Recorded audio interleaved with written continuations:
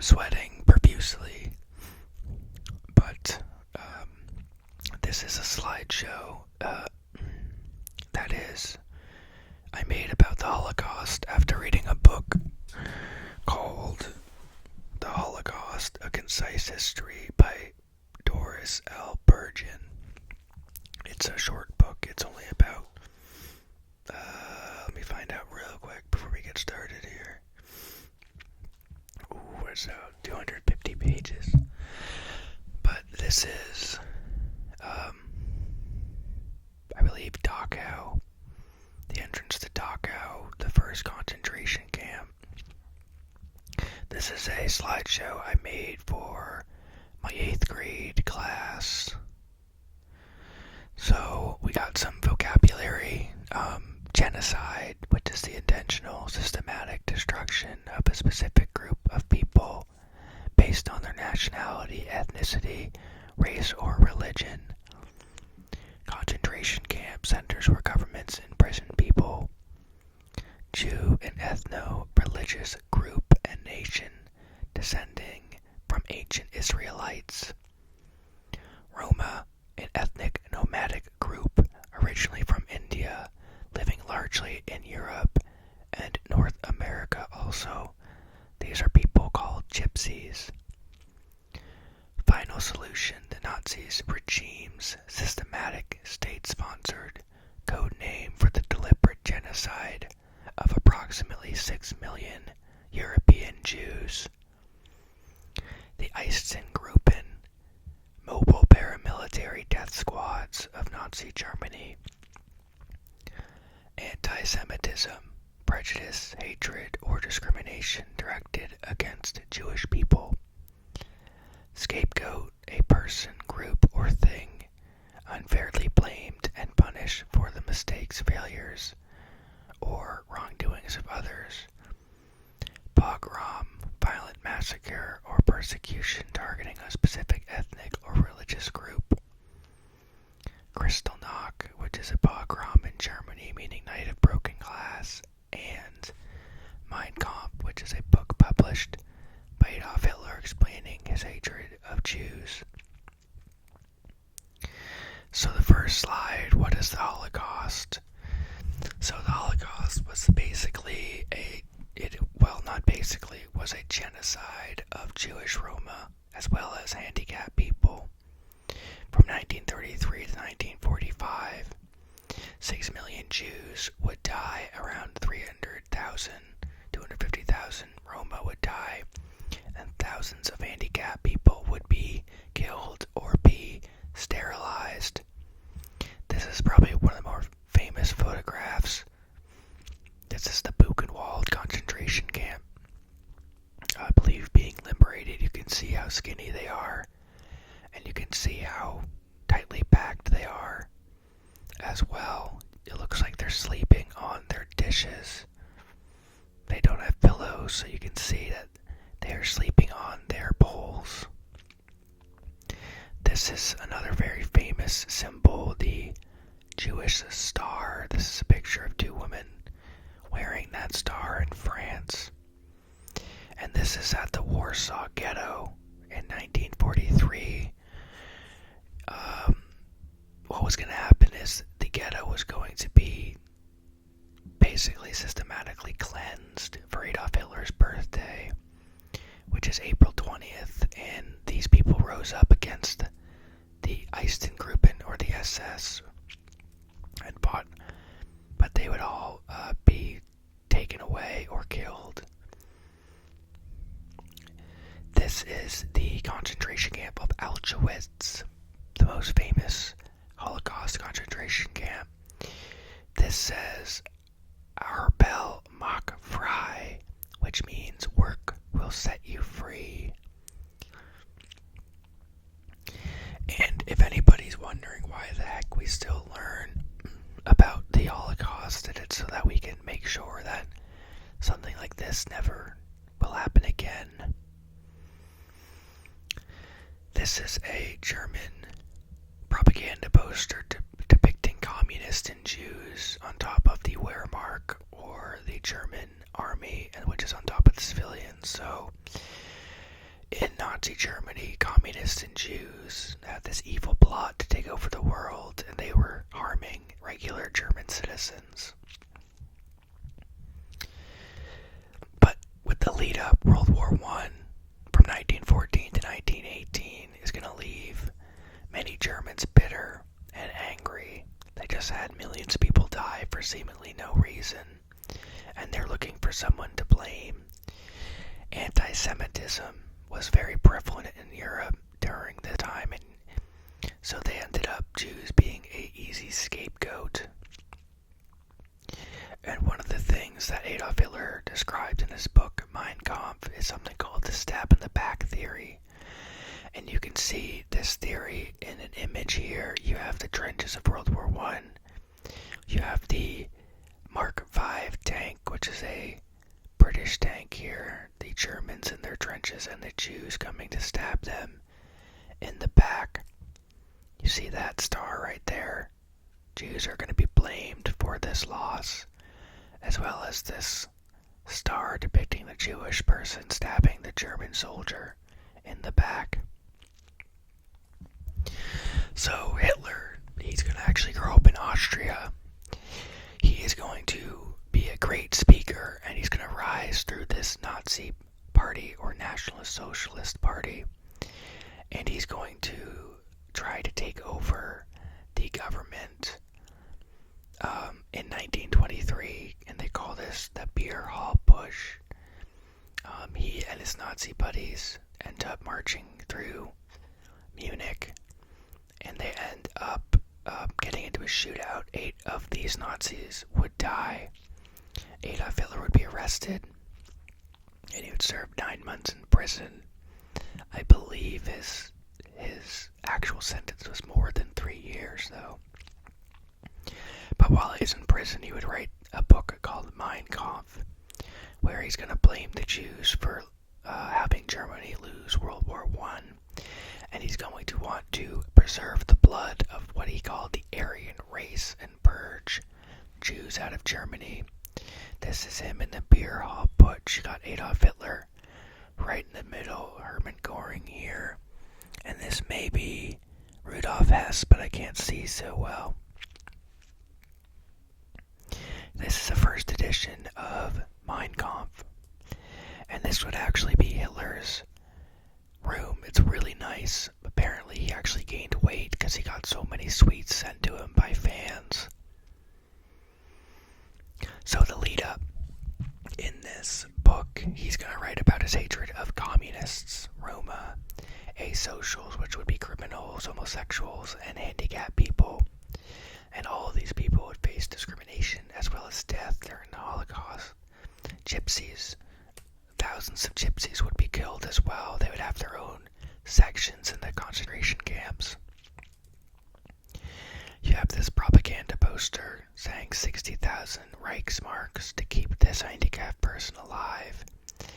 And the poster saying the cost of keeping handicapped people alive. They did not like having handicapped people, and that was actually something that was across the board. The eugenics idea, even in America, was a thing at the time of kind of getting rid of less people who had issues or anything like that, what they deemed as less desirable. These would be people at the Sachsenhausen concentration camp. These people would be seen, they believed, to be homosexuals. So, while these are all ideas, how did this become a reality? That's what we're looking at next. This is phase 1, gaining power and testing the waters. Adolf Hitler would not go into his chancellorship just killing Jews. It took years for it to actually become the final solution. But in 1933, the Nazis are going to win 37% of the Reichstag of Germany, or the Congress of Germany. And the Reichstag building itself would burn down.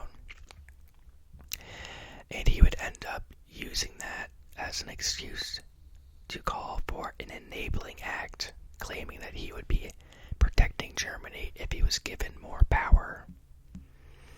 This is him and President Hindenburg in 1933, the president of the Democratic Germany. This is that Reichstag fire in February of 1933. I'm not going to show you the movie clip because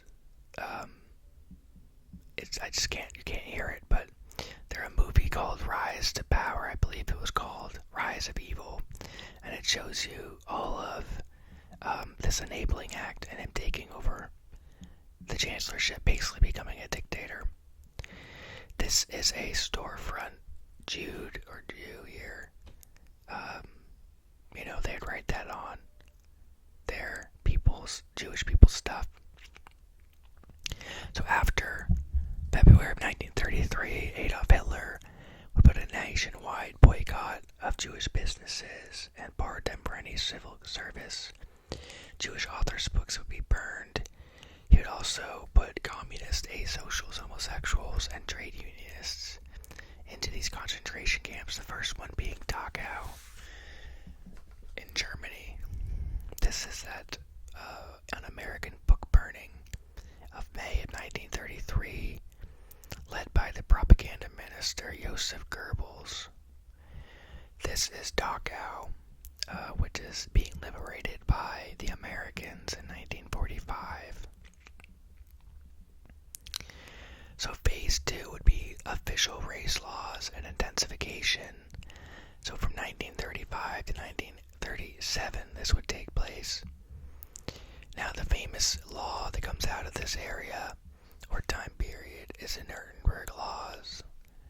And this would be in September 1935. It's going to take away German citizenship from Jews and prohibited marriage between Jews and non-Jews. Jewish teachers would be banned from teaching in public schools as well. This is Jewish men and his girlfriend, which are going to be forced to carry signs discouraging non-Jewish and Jewish integration, which would be, according to the Nazis, muddying the blood of the Aryan race. And you have the Nuremberg laws made in the city of Nuremberg. It's going to be classifying each level of Jew. So you have German blood, which is no German Jewish grandparents. Mixed breed would have one Jewish grandparent, and you could be deemed a Jew if you looked stereotypical Jewish or not. Mixed breed, first class, you're a Jew here. You would be sent to those concentration camps. Jew and then other Jew as well. And they would go through the grandparents, not if you were a practicing Jew or not. As if your parents were a practicing Jew, you could be seen as a Jew as well. This is a woman sitting on a bench labeled only for Jews in the 1930s. This is exactly what was going on during the Civil Rights era, or before the Civil Rights and Jim Crow in America. It's actually very crazy how similar the lead up to this genocide was. Not as specific as this Nuremberg laws, but the specific things about discrimination between African Americans and white Americans were very similar during that time period. Next, we're going to get into Kristallnacht, or the Night of Broken Glass. So from 1938 to 1939, Jews are going to be required to register their property, and all of their passports would be marked with J for Jew. Jews would be forced to change their middle names, Israel for men and Sarah for women. And in November 9th through 10th, you would have the Night of Broken Glass, which was a state-sponsored pogrom, or violent discrimination against a specific group in Germany, where 1,400 synagogues would be destroyed, thousands of shops looted, 100 Jews were murdered, and 30,000 were sent to concentration camps. A Jewish teenager would kill a Nazi official, and Adolf Hitler and the Nazis would use that as an excuse to start this pogrom and try to orchestrate it as a way to make it seem to the world that the Jewish people are rising up against their German people, were rising up against their evil Jewish neighbors. You can see the destruction of this pogrom here. It's pretty incredible. This is a synagogue in Hanover, just burning to the ground. Phase 4 would be the final solution, and this happened from 1939 to 1945. September 1st, Germany is going to invade Poland, and that's going to start World War II. And then from 1939 to 1940, ghettos or places for Jews are created, and Jews are physically trapped inside specific areas. And then in 1941, the Eisengruppen, or the Nazi death squads, begin a mass shooting of Jews in Poland and the USSR. This is some individuals putting together the Warsaw Ghetto. The Jews in these ghettos would be trapped inside them. You can quite literally see that with the wall. This is a rather sad photograph of some women being led into the forest to be executed by the Eisengruppen. And this is another photograph of the Eisengruppen about to fire on some people in the USSR. I believe this is Dachau, that first concentration camp. Now, the Eisengruppen would actually have be negatively affected by the mass killings that they would participate in, and the Nazis would try to come up with a solution to make sure that they don't have to shoot all the Jews anymore. So they have this conference in Wannsee, and this conference comes up with the final solution, and it's basically the extermination of all Jews in Europe. These concentration camps, many would turn directly into death camps. Zyklon B is going to be used for murder by having Jews take quote-unquote showers, and instead they would gas them with suffocating Zyklon B gas. So from 1942 to 1945, these extermination camps are going to operate in full capacity for the most part, until finally being liberated in 1945. You have Heinrich Himmler to the left, the leader of the SS, and Reinhard Hendrik, the person who comes up with the final solution here. And what would happen is you would end up being put into these cattle cars, these trains, and you could be trained for days at a time to these concentration camps, packed together like sardines. You have no food, you have no bathrooms, you have no light. It is a terrifying experience, and it really shows that these people really thought the Jews were not human. They thought they were cattle. They don't deserve to be humanized in their eyes.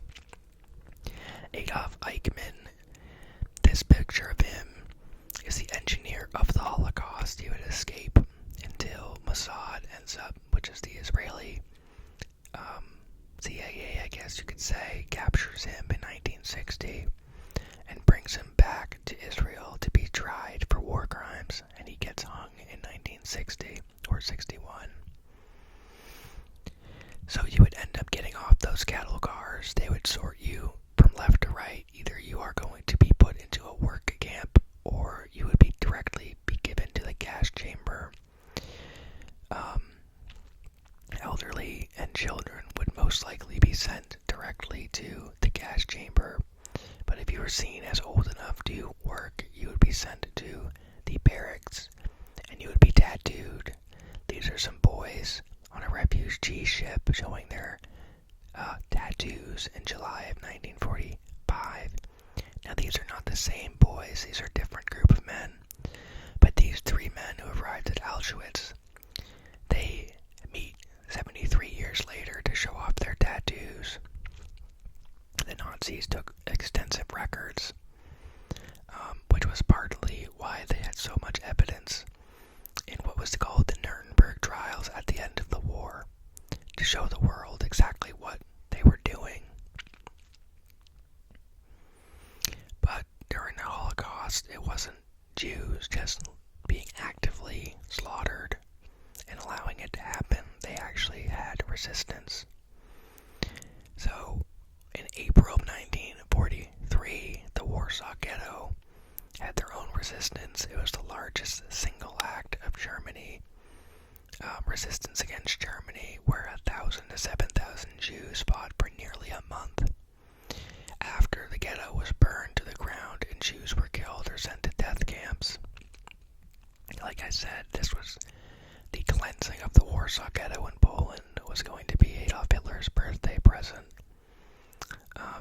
Jews fought back against that cleansing. Another active resistance is the Treblinka uprising. In August of 1943, 1,000 prisoners seized weapons, set fire to buildings. 300 then tried to escape. Only 70 to 100 managed to do so. Le Chambellon-sur-Lignon, which is a French town where a pastor named Pastor André Trocmé and his wife Magna are going to save around 3,000 to 5,000 Jews by hiding them and forging identification cards. That was a major thing back then. They would have these people forging identification cards, so that will allow Jewish people to escape. And most notably in the country of Denmark, had a ton of resistance with a lot of individual families hiding Jews. They were the only country to actively resist the Holocaust during their German occupation. This is a photograph after the Warsaw Ghetto Uprising. These families would be sent to a concentration camp. This is, I believe, a photograph in Warsaw showing people helping people escape. You can see the hands there. You don't really quite see the photograph. This person's crawling through that hole there. And this would be Pastor Andre here and his wife Magna with all these children that they would have helped to save in France. Now this is the Nuremberg prison in Nuremberg, Germany. And after the fall of Germany in May of 1945, many high-ranking Nazis would be captured and they would be put on trial for war crimes and crimes against humanity. And this was the first time in history a trial like this would actually take place. Of 24 tried, 2 of them would be absent during the trial. 12 were sentenced to death by hanging. And this allowed for the world to know that the Nazis committed the Holocaust,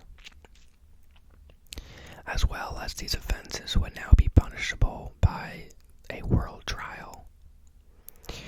Here are some leading Nazis: Hermann Göring, Rudolf Hess, Joachim von Ribbentrop, and William Keitel. They would all be sentenced to death, I believe. I think so.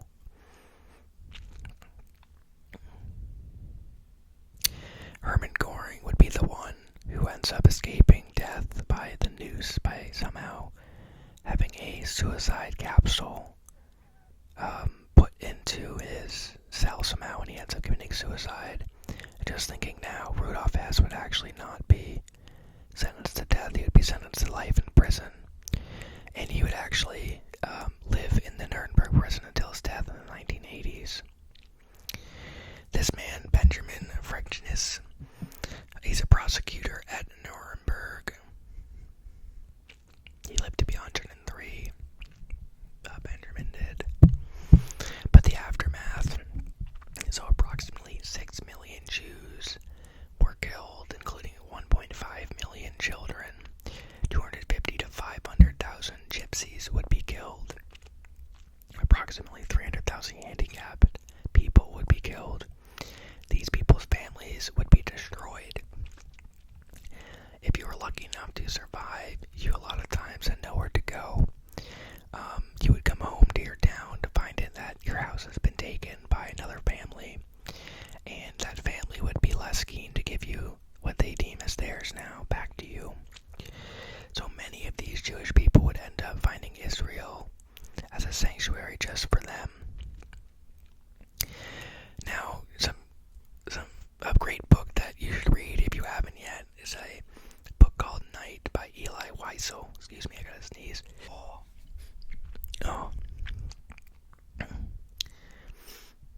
It's a great book about Hungarian Jew. Excuse me, I gotta sneeze again.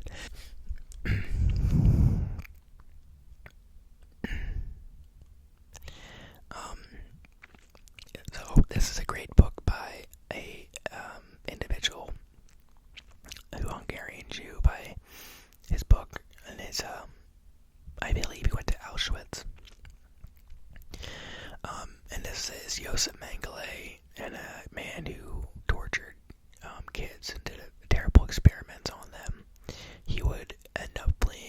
actually be taken from Germany using what they called rat lines, and he would escape in Argentina, where he would actually drown in Brazil years later.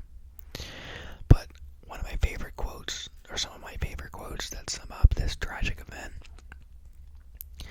First they came for the socialist, and I did not speak out because I was not a socialist.